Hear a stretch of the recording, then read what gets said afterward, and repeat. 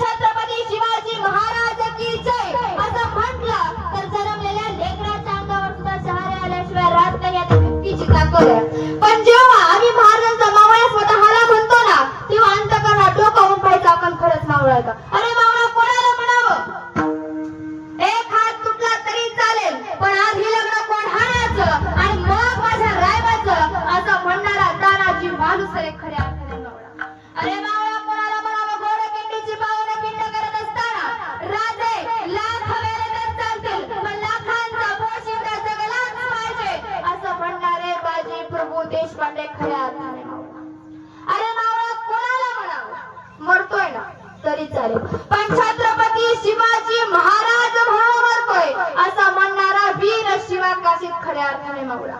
मावळा कोणाला म्हणावं. एका राजाच्या शब्दा खातीर एका रात्रीत 60 मावळ्याचा गड घेणारे कोंडाजी फर्जंद खऱ्या अर्थाने मावळा. हा मावळा आमच्या जिवंत आहे का.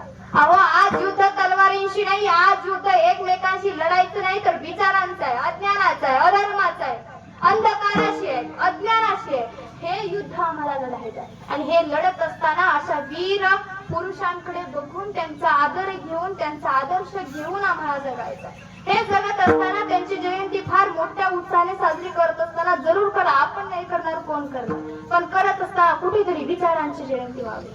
कुठेतरी त्यांचा मी म्हणत नाही प्रत्येकाने छत्रपती शिवाजी महाराज होणंच गरजेचं आहे पण त्यांच्यातला एक विचार आमच्या अंगात असणं गरजेचं आहे. नुसतं जय म्हणून होणार.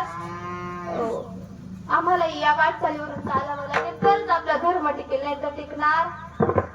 हे सगळं करत असताना कारण सावरकर म्हणायचे पहा या देहाकडून देशाकडे जाताना या देहाकडून देवाकडे जाताना देश लागतो आणि त्या देशाचं तुम्ही आम्ही देणं लागतो. मग आम्हाला काहीतरी समाजाला द्यायचं आहे. मग समाजाला देत असताना काय द्यायचं आहे तर समाजाला देत असताना प्रेम आपुलकी जिव्हाळा आणि बांधिलकी याच्यामुळे समाजाला काही सुद्धा हे जर दिलं तर खऱ्या अर्थाने मनुष्य जन्माला सार्थक झाल्याशिवाय राहणार नाही. विठ्ठल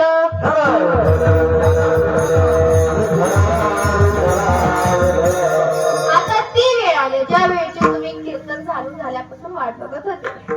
कधी 12 वाजता आणि कधी कीर्तन. हो पण यात उचित यथा अवकाश ही सेवा करण्याचं भाग्य मला लाभलं. हे माझं कुठेतरी भाग्य. या गावात अनेकदा येणं झालं आणि खरं तर तुमच्या